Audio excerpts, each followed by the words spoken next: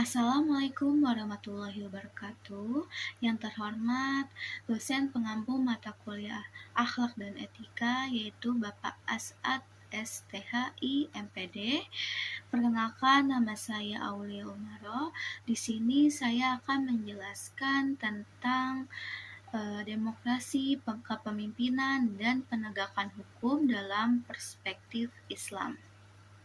Baik, di slide selanjutnya kita akan membahas tentang demokrasi. Jadi, apa itu sih demokrasi? Jadi, demokrasi itu adalah sebuah sistem pemerintahan di mana kekuasaan politik dan pengambilan keputusan dilakukan oleh rakyat atau warga negara secara langsung atau melalui perwakilan yang mereka pilih. Selain itu, demokrasi juga merupakan konsep yang menekankan kesetaraan hak dan kewajiban, serta perlakuan yang adil bagi semua warga negara. Baik, selanjutnya kita akan membahas tentang sejarah demokrasi. Yang pertama ada demokrasi parlementer dari tahun 1945 sampai 1959. Setelah merdeka, Indonesia ini mengadopsi sistem demokrasi parlementer.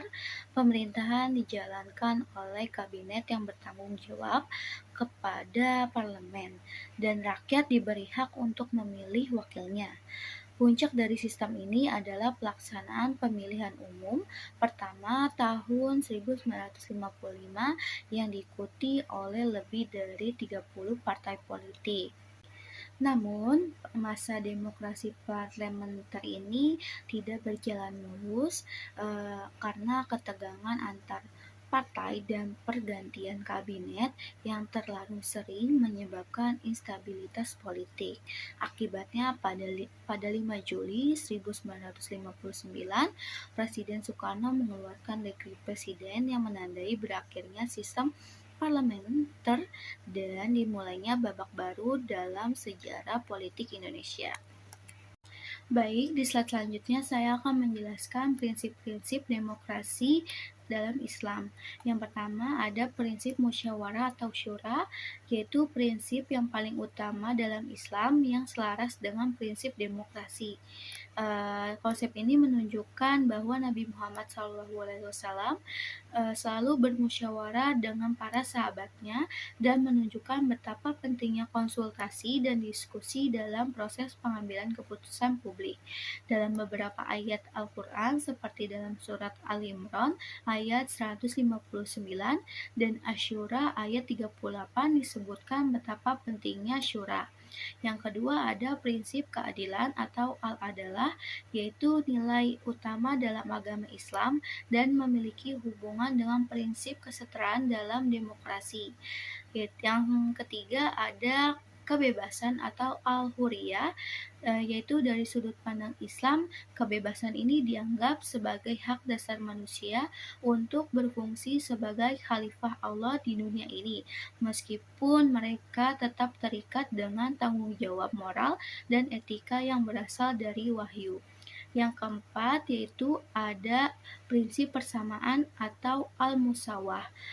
Doktrin utama Islam yang berdampak besar pada praktik politik berdasarkan keyakinan bahwa Allah telah menciptakan semua manusia dari ras yang sama dan memiliki kedudukan yang sama di hadapannya tanpa mempertimbangkan ras, suku, gender, dan status sosial mereka. Itu yang kelima ada prinsip kedaulatan atau asyiadah, yaitu pemikiran politik Islam memiliki beberapa ciri yang membedakannya dari ide-ide sekuler kontemporer tentang kedaulatan. Yang keenam ada prinsip akuntabilitas atau al-mas'uliyah, yaitu merupakan komponen penting dari etika kepemimpinan Islam yang terkait erat dengan prinsip kontrol dan keseimbangan dalam struktur demokrasi.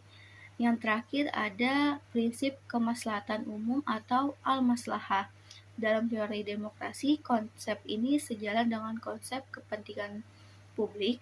Ajaran utama syariah dalam mewujudkan kebaikan dan mencegah kemudaratan bagi manusia adalah dasar dari prinsip ini. Baik, di slide selanjutnya kita akan bahas tentang kepemimpinan. Kepemimpinan adalah kemampuan atau seni seseorang dalam mempengaruhi, mengarahkan, dan memotivasi orang lain atau kelompok agar mau bekerja sama, mencari visi dan tujuan bersama. Hal ini merupakan inti dari manajemen yang berfokus pada perubahan positif, pembinaan, dan pemberdayaan sumber daya. Yang slide selanjutnya ada prinsip-prinsip hukum Islam. Yang pertama yaitu ada syidik, yaitu kejujuran atau kebenaran, menuntut kesesuaian mutlak antara ucapan, perbuatan, dan kenyataan.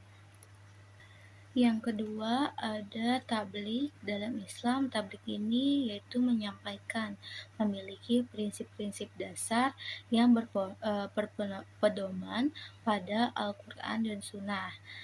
Inti dari ajaran ini mencakup kebenaran materi, etika penyampaian atau hikmah, kesesuaian antara kata dan perbuatan, serta orientasi untuk menebar rahmat dan amar ma'ruf nahi munkar. Yang ketiga yaitu ada amanah.